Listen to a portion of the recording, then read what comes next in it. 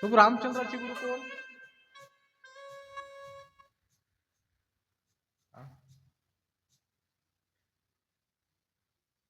वसिष्ठ आहेत.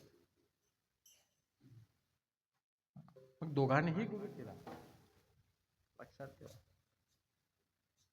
मग आलेल्या जीवनात माणसानं देवानं जर गुरु केला असेल तर आपल्याला करावाच लागणार आहे, याच्यात काही संशय नाही.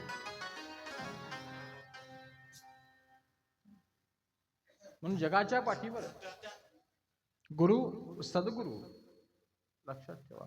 आणि त्या पलीकडे जर असतं तर श्री गुरु. काय आहेत? श्री गुरु.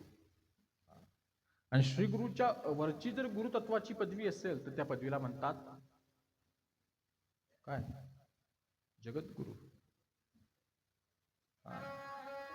जगद्गुरु ही किती झालेत? 3च झाले. कृष्णम वंदे जगद्गुरु. 2 जगद्गुरु शंकराचार्य. आणि 3 नंबरला आहे जगद्गुरु तुकोबाराय. हे 3 आहेत मानवत्वानं मानव. कारण जगद्गुरु तुका अवतार नामयाचा संप्रदाय सकळांचा येथोनिया. आधीच सांगितलं का आपला संप्रदाय हा गुरु परंपरेचा आहे. वारकरी संप्रदाय हा गुरु परंपरेचा आहे, लक्षात ठेवा. म्हणून जन्माला आल्यानंतर माणसानं काय करावा? अवश्य गुरु करावा. मग गुरु करत असताना गुरुकडे लक्षणं कुठली असावी? एक, तो ब्रह्मानंद असावा. दुसरा आहे तो परम सुखदम असावा. आणि तो ज्ञानमूर्ती असावा, लक्षात ठेवा.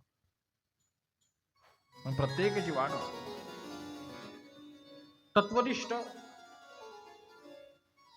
उपनिषद जाणता, ब्रह्मसूत्र जाणता,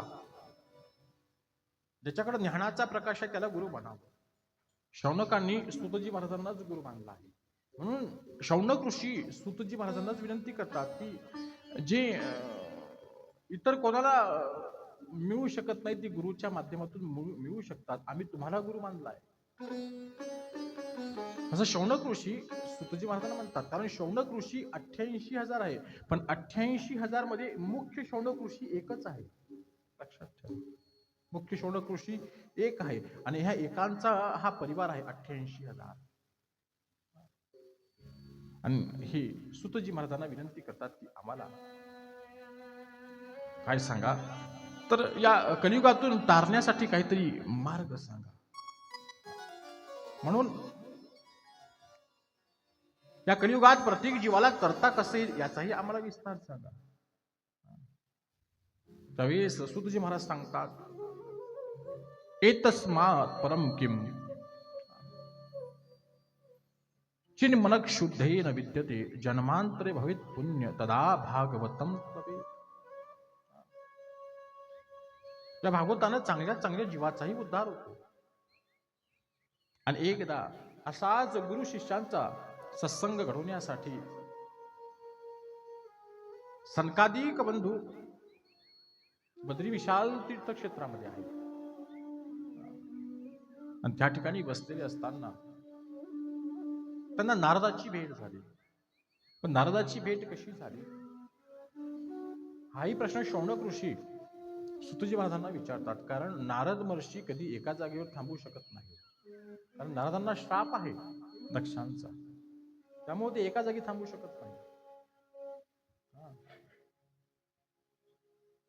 हे भागवत कोणी कोणाला सांगितलं असावं? पूर्वी हे भागवत इकडे सूत आणि शौनक आहेत. तिकडे राजा परीक्षिताला शुकदेवजी महाराज भागवत सांगतात. आणि हेच भागवत सांगत असताना